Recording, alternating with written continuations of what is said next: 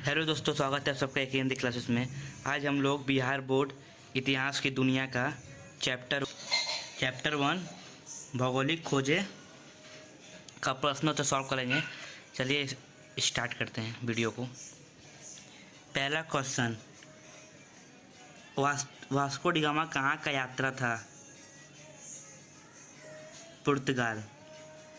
Europe वासियों ने visa सूचक यंत्र का प्रयोग किनसे सीखा? अरबों से।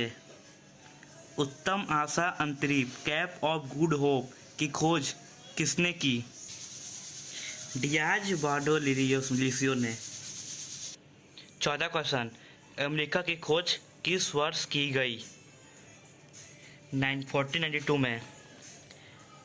वस्तु नतुनिया का पतन किस वर्ष की गई? 1453 में।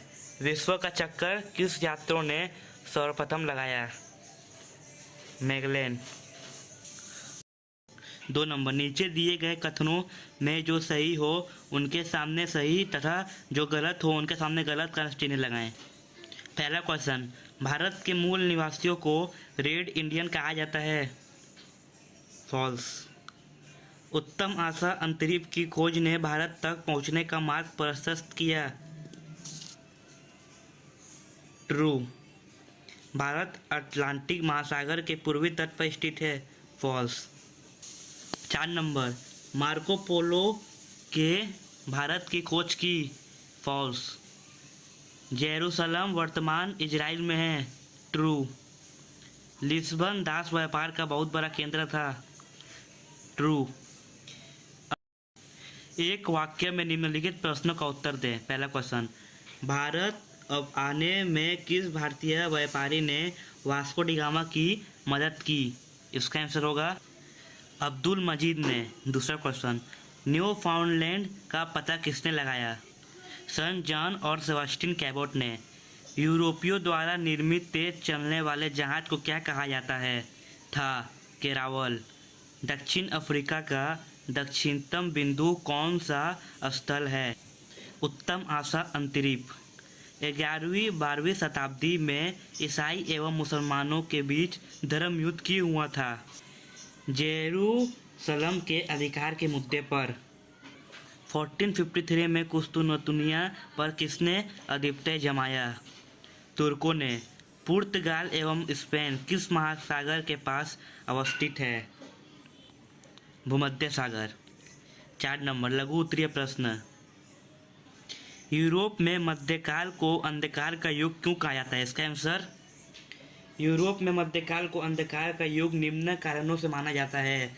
इस काल में यूरोपियों का व्यापार गतिशील नहीं था और इनका धर्म का स्वरूप भी उदार एवं मानवीय नहीं था। दूसरा पॉइंट, उनका भौगोलिक याद सीमित था तथा अंधविश्वास में युक्त था। तीसरा पॉइंट, जेरूसलम और कुस्तुनतुनिया जैसे महत्वपूर्ण व्यापारिक शहर इनके हाथ से निकला जा रहा था।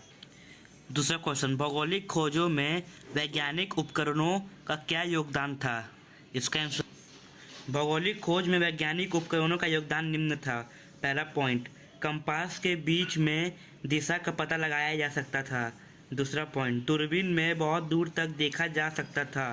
तीसरा पॉइंट, एस्ट्रोलॉब में से वे बीच समुद्र में अक्षांश का पता लगा सकते थे।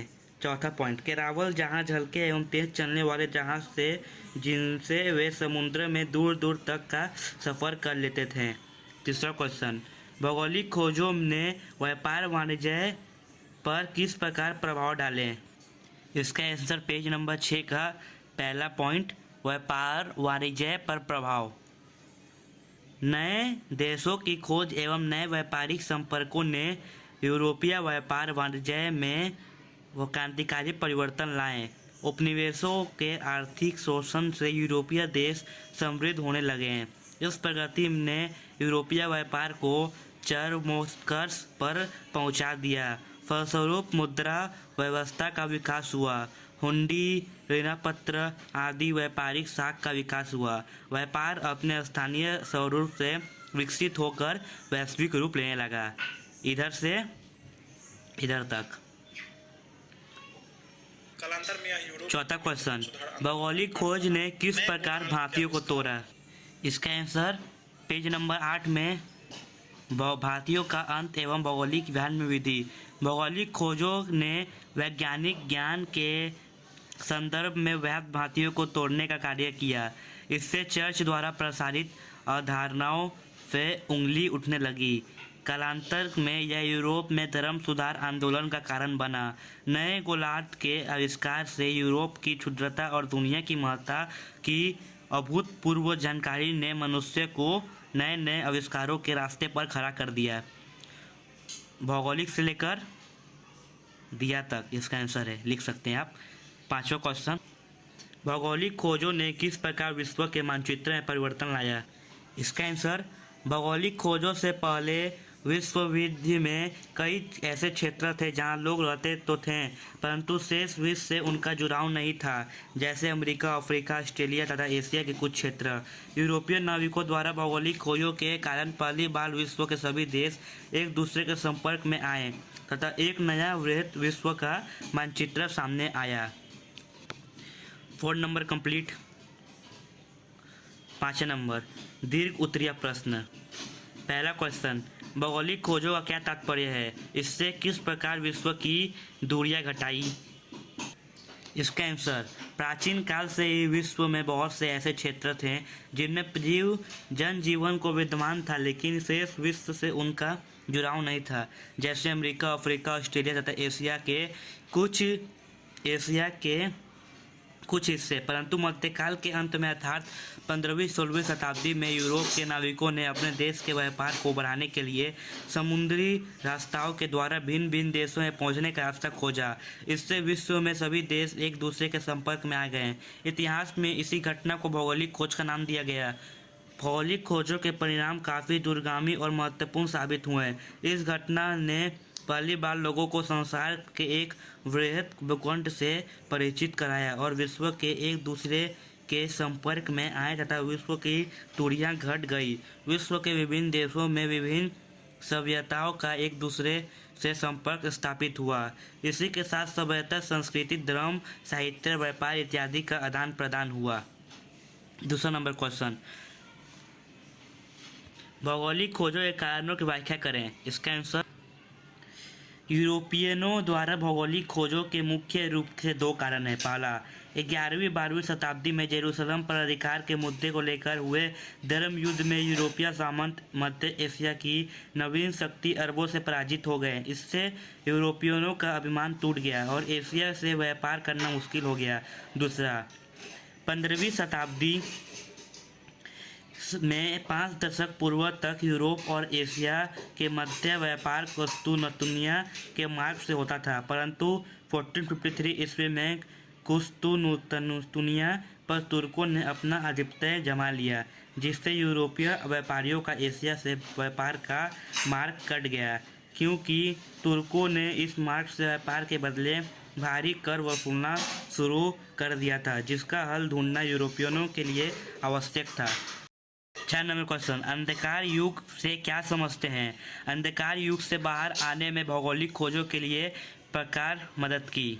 इसका आंसर, 15वीं शताब्दी के पूर्ण जागरण से पहले का इतिहास यदि हम अध्ययन करेंगे तो हम पाएंगे कि वह युग अल्प ज्ञान तथा धार्मिक अंधविश्वास से भरा पड़ा था। उसी युग को हम लोग अंधकार का युग कहते हैं। उस काल में ना तो व्यापार वाणिज्य गतिशील ना ही धर्म का स्वरूप उदार एवं मान्य था। सीमित भौगोलिक ज्ञान के कारण सामुद्रिक व्यापार भी सीमित था। भौगोलिक खोजों ने विश्व की एक नई रूपरेखा समाने लगी। विश्व के लोगों का पूर्ण जागरण हुआ, विचारों में परिवर्तन आया तथा वैज्ञानिक विचारों को मान्यताएं मिली। धार्मिक अंधविश्वास टूटने लगे। विश्व के देश एक दूसरे के संपर्क में आए। विभिन्न सभ्यता, संस्कृति, धर्म एवं साहित्य का एक दूसरे देशों में आदान प्रदान भी हुआ। 5वां नंबर क्वेश्चन, भौगोलिक खोजों के परिणामों का वर्णन करें। इसके विश्व पर क्या प्रभाव डाला? इसका आंसर काफ़ी बड़ा है। इसका आंसर, भौगोलिक खोजों के परिणाम निम्न थे। पहला पॉइंट, नए देशों की खोज एवं नए व्यापारिक संपर्कों ने यूरोपीय व्यापार को चरमोत्कर्ष का पहुंचा दिया। फलस्वरूप मुद्रा व्यवस्था का विकास हुआ। दूसरा पॉइंट, भौगोलिक खोजों के बाद यूरोपियनों ने अमेरिका, अफ्रीका, ऑस्ट्रेलिया तथा एशिया के कुछ क्षेत्रों में औपनिवेशिक साम्राज्य राज्यों का विकास किया। नए नए भौगोलिक खोजों के बाद यूरोपीय देशों ने अपने सभ्यता, संस्कृति, धर्म एवं साहित्य का प्रसार अफ्रीका, एशिया तथा अफ्रीका महादेश में किया। भौगोलिक खोजों के परिणाम स्वरूप 10 व्यापार का भी विकास हुआ, जिसमें यूरोपीय देशों के लोग अपने औपनिवेशिक देशों के मूल निवासियों को पकड़कर उन्हें यूरोप के बाजारों से बेचने लगे। भौगोलिक खोज 4 नया पॉइंट। भौगोलिक खोजों से विभिन्न प्रकार के नवीन फसलों का एक देश से दूसरे देश में आदान प्रदान हुआ। 6 नंबर पॉइंट, लास्ट पॉइंट। भौगोलिक खोजों ने बहुत सारे भ्रांतियों का अंत किया एवं लोगों के भौगोलिक ज्ञान में वृद्धि हुई। इस प्रकार कहा जा सकता है कि भौगोलिक खोजों ने विश्व की एक नई रूपरेखा सामने आई, विचारों में परिवर्तन लाए तथा वैज्ञानिक विचारों को मान्यता मिली। धार्मिक अंधविश्वास टूटने लगा है। दूसरी तरफ नए क्षेत्रों के अन्वेषणों तथा नवीन मार्गों के खोज के फलस्वरूप पूंजीवाद, वाणिज्य और साम्राज्यवाद का विकास हुआ।